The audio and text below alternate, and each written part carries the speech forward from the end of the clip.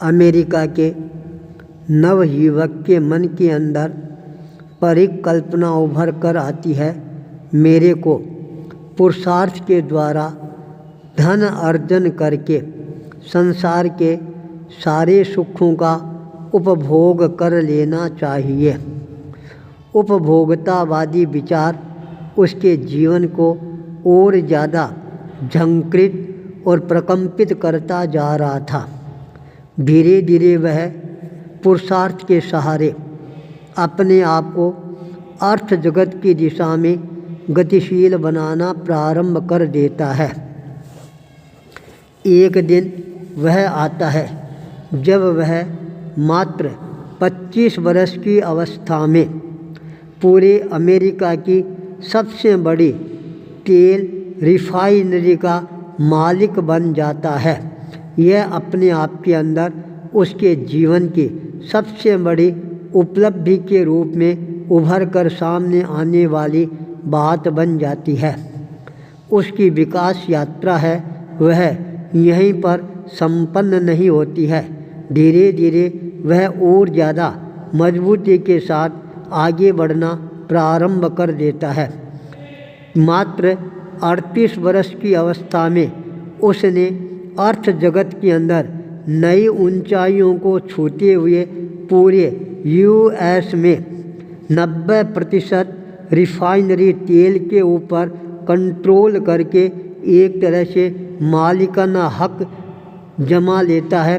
यह पूरे अमेरिका जगत के अंदर एक नई हलचल मचाने वाली घटना है सामने आ जाती है, जब वह और ज़्यादा पुरुषार्थ के साथ के अंदर अपने कदमों को मजबूती के साथ आगे बढ़ाना प्रारंभ कर देता है। तब उसके जीवन के अंदर स्वर्णिम अवसर तब आता है जब 50 वर्ष की अवस्था में वह अमेरिका के अंदर सबसे बड़े अमीर व्यक्ति के रूप के अंदर अपने आप को स्थापित करने में सफलता प्राप्त कर लेता है। पूरे अमेरिका के अंदर अर्थ जगत के अंदर प्रथम स्थान प्राप्त करना उसके लिए बहुत बड़े गौरव की बात बन जाती है। पर अचानक जीवन का घटना चक्र है वह घूमना प्रारंभ कर देता है।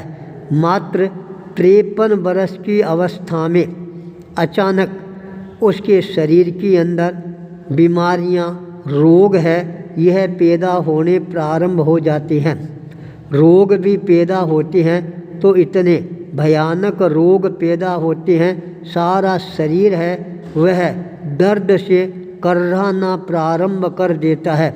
हड्डियां हैं वह चटकनी प्रारंभ कर देती है। पूरा शरीर है दर्द से और ज़्यादा उसको व्यथित करने वाला बन जाता है। देखते देखते मस्तक के सारे बाल है वो झड़ने प्रारंभ हो जाते हैं। यहाँ तक स्थिति पहुँच जाती है उसका उठना, बैठना, चलना, सोना ये भी अपने आप के अंदर बहुत बड़ी समस्या बन जाती है। मन में चिंतन करना प्रारंभ कर देता है, यह मेरे शरीर की क्या स्थिति बन गई है। जो 56 भोग आराम से आरोग्यता था, अब आज उसके लिए केवल सूप और स्कैन के अलावा कुछ भी खाना उसके लिए एक दुखदायी बनता जा रहा था। पाचन तंत्र है वह बहुत ही ज़्यादा कमज़ोर बन गया था। ये सारी स्थितियाँ और ज़्यादा उसके मन के अंदर डर और भय है वह पैदा करने वाली बन जाती है। डॉक्टरों को जब दिखाया गया, डॉक्टरों ने अपनी तरफ से यह उद्घोषणा कर दी, ज़्यादा से ज़्यादा यह व्यक्ति 1 वर्ष तक इस संसार के अंदर जिंदा रह सकता है। उसके पश्चात जिंदे रहने की कोई संभावना नहीं है। यह उसके लिए और भी ज़्यादा दुखदायी बन जाता है। उसी समय भारत के एक बहुत बड़े योगी का अमेरिका के अंदर जाना होता है, स्वामी विवेकानंद का। स्वामी विवेकानंद के साथ उसका साक्षात्कार करने का अवसर है वह प्राप्त होता है। स्वामी विवेकानंद ने भारतीय संस्कृति को उजागर करते हुए कहा, भारतीय संस्कृति के अंदर अर्जन का जितना महत्व है उससे ज़्यादा महत्व है विसर्जन का।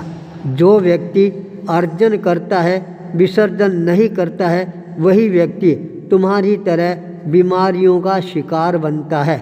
जो व्यक्ति अर्जन करने के साथ में विसर्जन करना प्रारंभ कर देता है वह व्यक्ति बीमार होने के बाद में भी अपने आप को स्वस्थ अनुभव करना प्रारंभ कर देता है। स्वामी विवेकानंद का ये उपदेश उसके जीवन को एक नई दिशा प्रदान करने वाला बन जाता है। तत्काल उसी समय उसने अपने जितने भी वकील थे सारे वकीलों को अपने पास के अंदर आने के लिए आमंत्रण प्रदान किया।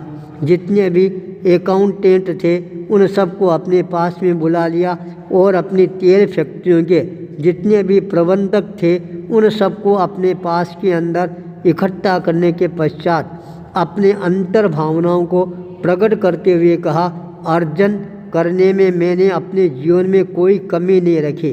अब मैं विसर्जन का सूत्र है वह अपनाना चाहता हूँ। मेरी सारी संपत्ति है, उस संपत्ति को मैं एक ट्रस्ट बनाकर हॉस्पिटल और अस्पतालों के लिए अनुसंधानों के लिए अपनी पूंजी को एक तरह से विसर्जन करना चाहता हूँ। उसके द्वारा जो पूंजी विसर्जित की गई थी उससे अनेकों प्रकार के हॉस्पिटल जगह जगह पर स्थापित हुए, अनुसंधान केंद्र है ये बनने प्रारंभ हुए। परिणाम ये आया उस विसर्जन की राशि से जो अनुसंधान हुआ उसके लिए सबसे ज़्यादा बेनिफिट रूप के अंदर उभर कर सामने आने वाला अनुसंधान रहा पेनिसिलिन।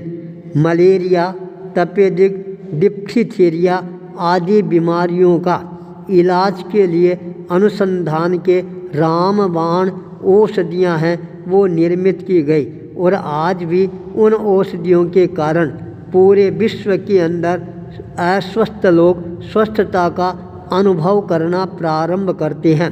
उसने अपने जीवन के अंदर जो एक महान सूत्र है विसर्जन का वह ग्रहण किया और उसी एक विसर्जन के सूत्र के कारण उसके जीवन के अंदर एक नया क्रांतिकारी परिवर्तन है वह आना अपने आप ही प्रारंभ हो जाता है। क्रांति है वह कभी बाहर से नहीं व्यक्ति के भीतर से ही घटित होती है। विसर्जन का सबसे बड़ा प्रभाव उसके शरीर के ऊपर उसको नज़र आना प्रारंभ कर देता है। जिस समय उसने विसर्जन किया उसी क्षण उसके शरीर के अंदर एक नया परिवर्तन का दौर प्रारंभ हो जाता है। जो बीमारियां उसके शरीर में घर कर चुकी थी वो बीमारियां धीरे धीरे शरीर से पलायन करना प्रारंभ कर देती है। जिन डॉक्टरों ने 1 वर्ष में मरने की भविष्यवाणियाँ की थी सारी भविष्यवाणियाँ एक तरह से नकार देता है और वह 1 साल के अंदर पूर्णतया स्वस्थ बन जाता है। एक तरह से उसके शरीर का कायाकल्प हो जाता है। विसर्जन का सूत्र उसके जीवन के लिए महत्वपूर्ण सूत्र बन गया। इधर से कमाई होती और उधर से विसर्जन है वह प्रारंभ हो जाता है। जो व्यक्ति 53 वर्ष की अवस्था में अपनी जीवन लीला समाप्त करने वाला था वह व्यक्ति अपने जीवन के 98 वर्ष देखता है और उसके पश्चात वह अपनी अंतिम यात्रा है वह परिसंपन्न करता है। विसर्जन का एक महान सूत्र है आज भी उस व्यक्तित्व को सारे विश्व के अंदर प्रतिष्ठित करने वाला बन गया। विसर्जन के महान आविष्कारकर्ता के रूप के अंदर उभर कर सामने आते हैं अमेरिका के सबसे बड़े तेल जगत के रिफाइनरी के मालिक जॉन डी रॉकफेलर। विसर्जन जीवन को एक नई दिशा प्रदान कर देता है। विसर्जन का चमत्कार सारे जीवन को चमत्कृत कर देता है। आचार्य भूपेंद्र।